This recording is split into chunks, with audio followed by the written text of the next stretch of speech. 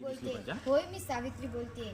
जिंदगी एक कांटों का सफर है, हौसला उसकी पहचान है। रास्ते पर तो सभी चलते, पर जो रास्ता बनाए वही इंसान है। जिल्ह्यातील खंडाळा तालुक्यातील नायगावच्या खंडूजी नेवसे पाटलांची मी कन्या। अवघ्या 9व्या वर्षी असताना ज्योतिरावांशी माझं लग्न झालं आणि हळूहळू मला कळायला लागलं की ज्या माणसाशी माझं लग्न झाले तो काय साधा सुद्धा माणूस नाही, तर या जगाला ऊर्जा देणाऱ्या क्रांती सूर्य आहे। त्या काळी बायांनी उमरा ओलांडायची पद्धत नव्हती। बाईच्या जातीनं कसं आपण बरं, आपलं घर बरं आणि घरातील माणसं, स्त्री पुरुष, उच्च नीच असा लय भेदभाव होता। पण त्यावर एकच उपाय होता, तो म्हणजे शिक्षण शिक्षण शिक्षण।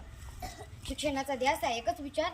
ज्योतिरावांच्या शिक्षणाचा प्रचार करत असताना फराह नावाच्या ब्रिटिश मॅडम त्यांना म्हणाल्या, मिस्टर फुले, तुम्हाला शिक्षणाचा प्रचार करायचा आहे ना, so women educated first, because the women educated will be house educated. पण तुम्ही माणसं वुमेनला घराच्या बाहेरच पडू देत नाही। सो बॅड मिस्टर फुले। झालं, ते घरी आले आणि मला म्हणाले, पाटी पेन्सिल दिली आणि मला म्हणाले, सावित्री, आजपासून मी तुला शिकवणार। आणि झालं, सुरू झाला माझा अभ्यास। काना, मात्रा, वेलांटी, आकार, उकार, बेग बे, बेनुचार, बेत्रिक्सा, हसद्यास आणि हळूहळू मी काव्य सुद्धा रचू लागले।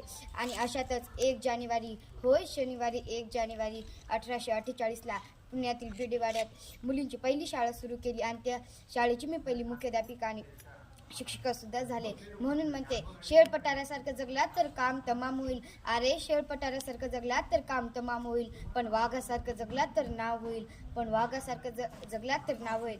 पण समाजाचं मात्र धर्म बुडाला म्हणून कोल्हेकुई सुरू होती। अहो, एखाद्या सर्वसामान्य माणसानं शिक्षण घेतलं तर कोणता धर्म बुडतो? इतका तकलाव दिसू शकतो का धर्म? अहो, माणसासाठी धर्म असतो का धर्मासाठी माणूस असतो? अहो, शाळेत जाताना माझ्या अंगावर चिखल फेकला, मी सहन केलं, शेण फेकलं तरीही सहन केलं। पण आता माझ्या सहनशीलतेचा अंत झाला होता आणि अचानक एक माणूस आला आणि मला म्हणाला, ए टवळे, कुठे निघालीस? आधी आमच्या पोरी बाळींना शिकवणं बंद कर। अगं, तुला तुझी आबरू प्यारी आहे की ते शिक्षण? कदाचित त्याला माहीत नसावं, आम्ही सुद्धा ज्योतिरावांच्या पत्नी आहोत ते। अशी घेतली आणि सनकन त्याच्या कानाखाली लावली आणि सुनावलं, आज आलायस तर थोबड फुटले, पण उद्या मात्र येशील ना तर तुझ्या रक्ताने धरती रंगवेन। स्त्री कोणत्याही जातीची वा धर्माची असो, ती नेहमीच अत्याचाराला बळी पडत आलेली आहे। भारतातील सर्व स्त्रियांसाठी एवढेच म्हणेन, बोय जाते है बेटे, उठ जाती है बेटिया, स्कूल जाते है बेटे, आगे बढ़ जाती है बेटिया, मेहनत करते है बेटे और लाती है बेटिया, नाम कमाते ना बेटे, नाम कमाती है बेटिया, आशा रहती है बेटों से, पूरी करती है बेटिया, जब रुलाते है बेटे तब हंसाती है बेटिया। अहो, एखाद्या स्त्रीचा नवरा मरण पावला म्हणून तिने सती जायचं? अहो, एखाद्या स्त्रीचा नवरा मरण पावला त्यात तिचा काय दोष असतो? आणि यासाठीच आम्ही काम केलं। इंग्रज सरकारानं सतीबंदी प्रथा सुरू केली, सतीबंदी सुद्धा सुरू केली। त्यानंतर आम्ही विधवा महिला काशीबाईच्या मुलाला म्हणजेच यशवंताला दत्त घेतलं आणि यशवंताच्या तुरुतुरु पावलानं आमचं अंगण कसं फुलून जायचं ते कळायचंच नाही। यशवंताला वाढवलं, शिकवलं आणि अशातच पुण्यात प्लेगची साथ पसरली। काखेत गाठ येऊन लोक धडा मरू लागली होती आणि यशवंताला आम्ही सांगितलं, यशवंता, आपल्याला हॉस्पिटल उभारायचं आहे, तू उभारशील का? यशवंतानं हॉस्पिटलही उभारलं। आम्ही सर्व रुग्णांचा उपचार करत होतो, पण प्लेग हा संसर्गजन्य रोग होता, त्यामुळे तो कधी ना कधी मलाही होणार होता। मुळीच आम्ही जगलो होते समाजासाठीच ना, जर समाजासाठीच मरण पत्करावं लागलं तर मरणा तुझं स्वागत। अहो, सावित्रीची सावित्रीबाई झाली, सावित्रीबाईची सावित्रीमाई सुद्धा झाले। बघता बघता आमच्या 18 शाळा झाल्या। सतीप्रथा, केशवपण या सर्वांवर आम्ही मात केली।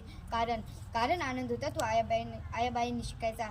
म्हणून म्हणते, विद्येविना मती गेली, मतीविना नीती गेली, नीतीविना गती गेली, गतीविना वित्त गेले, वित्तविना शूद्र खचले आणि एवढे अनर्थ एका विद्येने केले। म्हणून मुलींना वाचवा, मुलींना शिकवा आणि या देशाची साक्षरता वाढवा। कारण एक मुलगा शिकला ना तो एकटाच शहाणा होतो, पण मात्र एक मुलगी शिकली तर अख्ख्या घराला शहाणं करते।